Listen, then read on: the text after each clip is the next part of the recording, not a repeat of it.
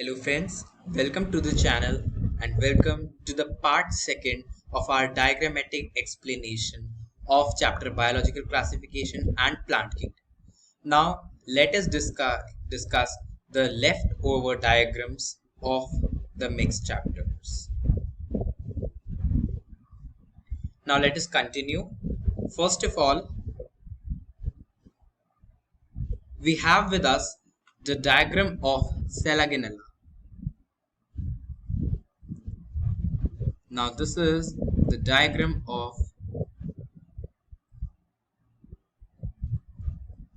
Selagonella. Right.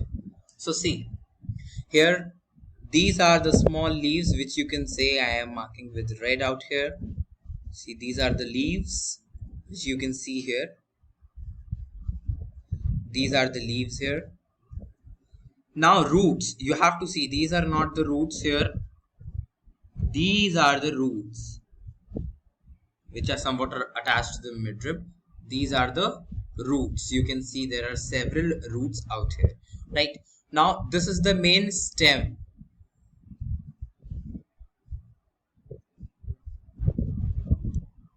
This is the stem going on from here to whole plant. This is the stem of this plant. So these were a little bit small markings of Selagonella. Now let us see the most important diagram. The most important diagram of Equisetum. This is the diagram of Equisetum, and this is the most important, I would say, and 1 or 2 times it has come in NEET as well. Now you can say here, see this ovular type of structure present here, and the small particles or dots you can see here. This whole is called as the strobilus. These small dots, this full structure is referred to as the strobilus. Now see, there must be a confusion between node and internode here. See, these are the nodes which you can see out here. See, you must be thinking that these must be leaves, but they are not the leaves, they are the nodes out here. They are the nodes in cases of Equisetum, right? This is the internode, this main space which you can see between the two nodes is the internode. This is your internode. Now further let's see.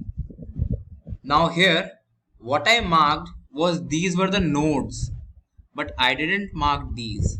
Now let me mark these with a different color. Branch. This is the branch. The small which you can see out here, these are the branches. These are the branches of Equisetum, and this you can see is the rhizome.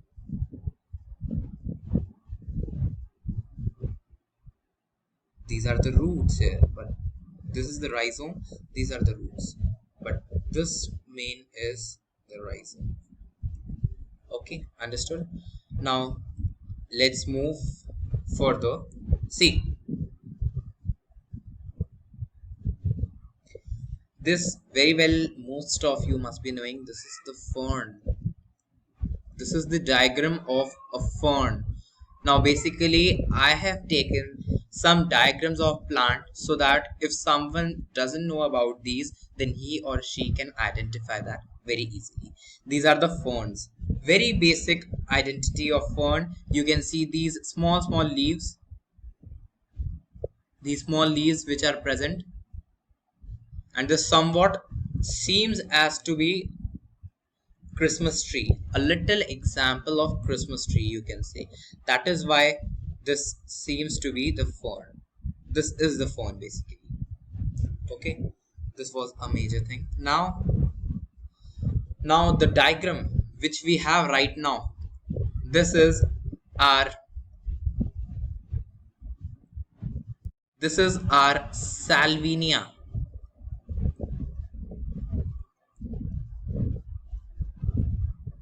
This image which you can see, these are basically the leaves of Salvinia, and these you can see here the roots. This is basically Salvinia. Okay. Now see, now comes the major things among these. Let me tell you some major. See, this is the diagram of Cycas. This is the diagram of Cycas plant pteridophyte, one of the pteridophyte.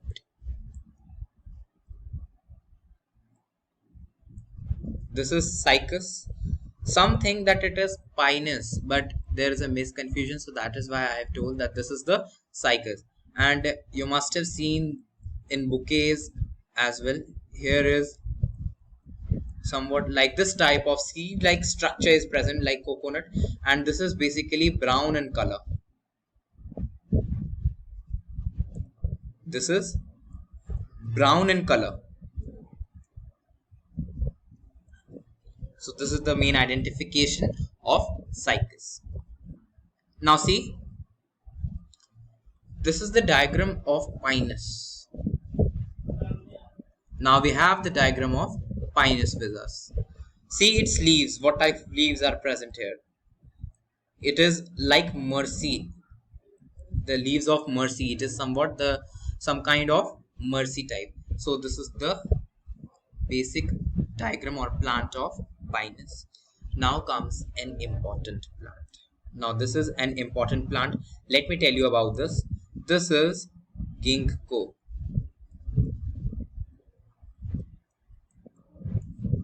This is ginkgo. Now these shoots which you can see here, it is green and green. Let me take another color. See, this blue colored which you can see, this is the dwarf shoot. See, dwarf shoot because you can see this is a very small shoot, small type of shoot. That is why it is a dwarf shoot. Now this is the long shoot. Let me mark it with another color, that is your black color. See, this is the long shoot. This shoot must be very long, that is why it is the long shoot. This is the dwarf, as you can see it's containing the leaves. This is the dwarf shoot, while this is the long shoot. And these, the fruit like appearances which you can see in this diagram, these are your seeds. These are your seeds of plant of ginkgo. Now let me just write only these about it, that this is a dioecious plant. Now it is given in NCERT, that is why we have to remember this example. This is a dioecious plant, obvious belonging to the angiosperms. That is why the flower is present. Now another, this is a monoecious. This color is not visible. See, this is a monoecious plant. This also belongs to angiosperms, to the category of angiosperms, right? Now comes the major thing: Haplontic life cycle, Diplontic life cycle, and Haplodiplotic. First of all, let me tell you some trick about the Haplontic ones. See, now this is the Haplontic. Now see, let me tell you first of all a trick, that if this is the chart being shown, then if you get confused within Haplontic and Diplontic, you should remember that within the Haplontic, a triangle, or basically a part of sphere, apart from a sphere, is present at the top. In case of Haplontic, this is present at the top, right? And this is the basic cycle shown, that first of all what will happen, that first of all there will be certain, this zygote will fuse to an, it will undergo meiosis and will form spores which are n haploid here, then will form gametophyte, that is haploid, then further takes gametogenesis, and then come the synagamy, right? Now this is the Diplomatic. um Let me tell you one trick for Diplomatic as well, that in Diplomatic life cycle, this sphere, the cutted part of the sphere is present at the bottommost side, at the down position. And here also, first of all what will happen, that synagamy will occur, then a 2n diploid zygote will be formed, then a 2n, that is diploid sporophyte will be formed, then it undergoes meiosis in order to form the gametophyte, that is haploid, and then further gametogenesis, and again the cycle continues. Now this is the diagram we have with us of haplodiplotic phase. Now, as you remember the trick of haplontic and diplomatic, you can very easily differentiate among these. So, under haplodiplotic, I do not have such trick, but you can see we will be very easily able to differentiate from haplontic and diplomatic. Now, here also, first of all, what will happen, that synagamy will occur, zygote will be formed, that is diploid, sporophyte will be formed, which here is diploid, then meiosis will occur, then spores which are haploid are formed, then the gametophyte is formed, and further gametogenesis occurs. So now we come to the last diagram, that is our diagram of bacteriophage. This is the diagram of bacteriophage with us. Now see, this is the head, this hexagonal head, you can say this is the head, hexagonal, as you can see that this is hexagonal in shape, right? This is the collar, this region, the small cap like structure which is present here, this is your collar, the collar of bacteriophage. Now these are the sheath, let me mark it with another color. The purple colored small rings which you can see I have marked here are the sheath present at the downside or as well. This is the sheath. Now there are certain tail fibers present here. These long spicules or these long fibers which you can see are the tail fibers. Not this one, these all. Now you must be knowing that it is composed of capsomere, basically. Capsomere, right? That is the hexagonal, that is hexagonal in shape. That is hexagonal in shape.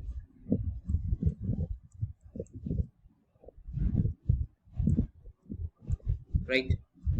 Now this was our topic for today. Now we'll meet in the next one.